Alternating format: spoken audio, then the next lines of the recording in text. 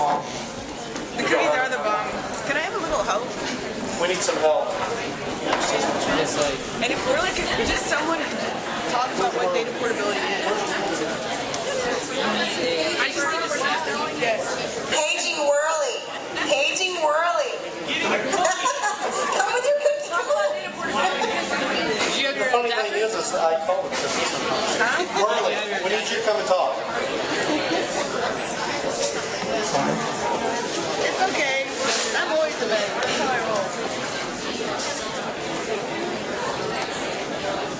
Getting a cookie. Whirly, come here. Come here, cookie. That's what data portability is. Michelle asked me to talk about data portability, and I said, what is that? And she said, oh my God, get Whirly. And then she said, don't talk about something you don't know. She needs a proper introduction. Or get someone else to set something. Is her hair nice? I'll set up. Set up. She went to the hair thing. Okay, everyone. Get on the internet. I can guarantee it. Guarantee. I'll try. Dude, Juan Cicada is in Switzerland waiting for a Skype call from me. Thistle Cafe band. Fail, fail, fail.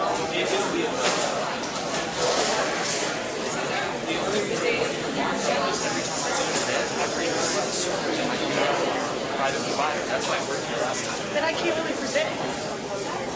That may be the case, unfortunately. That might be the case. Okay, what's your little mojo? Okay, guys, I don't know if I'll be able to present the way I wanted because the person who was going to help me with this is in Switzerland and is waiting for a Skype call from me, and apparently the internet here is fail. So, Thistle Cafe, please take care of your internet situation. Okay, who here knows what data portability is? What is data portability? He's got like a single wireless card. Then go get him. Like, okay. What is? All right. Who knows what data portability is? What is data portability? What? Laura, by the way, nice to meet you.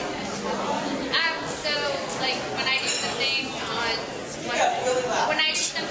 on one site, Testify, girl. What's data portability? Why is it important for people who use social media?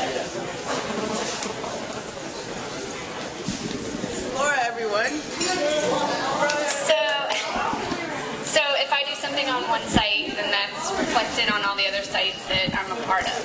And my data is my data, so if I leave, I can take it with me, and I presume if you start something else, you can, easily import everything into it. Is that accurate? That is accurate. So, okay, data portability means that when I have a friend on one website, on Flickr, I can easily move it to LinkedIn or Twitter or whatever. Why is that important? Like, what does that mean? What? Okay, one second. So why is that important? It saves you time so that you're not a big loser sitting on your computer all day updating contacts and changing your profile. You're actually living your life and actually giving a relevant message using social media because it's a tool, like a cell phone. It's not like a way of living. It's a tool. It's a communication tool, right? So how can we make it more effective? Who knows what the semantic web is? What is the semantic web? Glenda, come on. Oh, fine. Glenda Sims, everybody. All right. So the semantic web is embedding meaning in what we put up on the web so that you can find the information however you need it. How does it do that? With tagging and keywording and meta. It's data about data. Data about data. So that was accurate. So the semantic web means that it's looking at relationships, right? So it says that profile A on this website resembles profile Z on this website, so we're going to associate them together, right?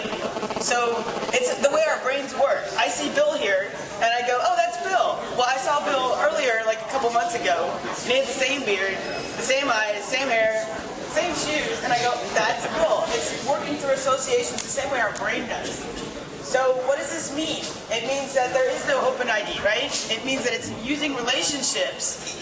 There's a concept called friend of a friend that makes it work. And what's sad is we're trying to get the internet here. The person that I wanted to speak with me is in Switzerland, and his name is Juan Cicada, and he's a PhD candidate at UT studying the semantic web. So they're a bunch of guys who are not social media types. They're coders and geeks, so to speak, who are studying this problem, and it's brand new, right? It's, you know, just one of those things that I feel can completely revolutionize social media. Why? Because we're spending the time doing things, giving messages, and not updating profiles, and not updating contacts, and not constantly, we all know it, like, who here has a story about updating contacts? Like what are your impressions?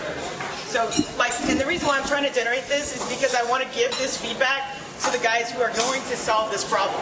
So I'm going to ask for this tape, and then I'm going to give it to John Dale, and then when you go to the Austin Semantic Web Meetup next month, you could say, hey, I was there, here's our feedback. So, does anyone have any feedback at all about, like, what they would like to see in data portability? Like, what would help your life? Probably not, right? What's up? Hey, wait, come on. Testify, sister, let's go. Testify. Testify. Preach on. All right, my complaints about web usage and social media is that it takes a lot of time to stay on top of all of the accounts. I mean, I am a light social media user compared to a lot of you, and I probably have like half a dozen things that I need to be constantly giving my attention to and having to update and to check on and to just stay on top of, and it is a pain in the ass, and it takes me forever to do. That's what I don't like about it. Right on. So fix it. What else do you not like about social media and keeping up with it? Who else wants to testify? Come up, sister. Tell us your story. What you got? So tell the people who are going to try. The wrong way. We're going to try and tell the people who can fix this problem, right? Because they don't use social media. They're too busy like working. I want the social sites to come to me, and I want the tools for all of my contacts to come to my own website.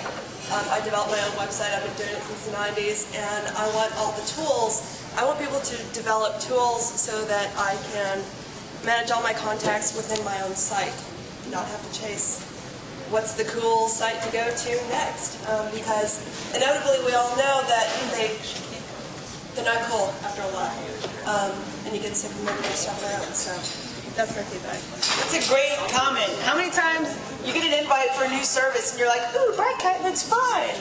You know, Clerk looks fine. And so you're like, well, I've got to get on this while it's early, right? Because I want to get all the contacts. I want to figure this out. But then now you've got to rebuild everything, right? You've got to rebuild your contacts. You've got to rebuild your profiles. You've got to upload the avatar. I mean, it's a big pain in the butt. So through the relational web, through having your own URI, which you can own, by the way, you can't own your OpenID, you can own your URI. So I own my data, and it is associated with the data on all these other sites. That's the beautiful part about it. You own it. So what other problems bother you about social media? Are we getting up? Like, is one? Oh, yay! I didn't even know what was going on. So really just fixed my internet problem, and I have to pay attention to it, so everyone give them props. So somebody here, where's Bill? Come here. Please talk, I'm going to get one up. Should I talk about semantic web? Yes, and more data for Okay. Testify, what's your story? There's two different ways you can approach the semantic web problem. There's the bottom up, which is the tagging solution where you add tags and give the metadata for your content. And that's popular on the social media websites. People that are in the know do that, but 99% of people aren't going to tag their stuff. They don't want to tag it. And so the other approach that most of these semantic web companies are going for is the top-down.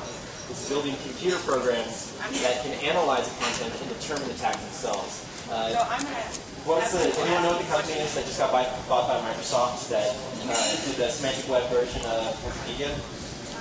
PowerSet did that. They showed how you could do it. It was a great example, but it was very specific to Wikipedia, and it's much harder to do in the general web because no one does things normally. Everything's always crazy. Cool.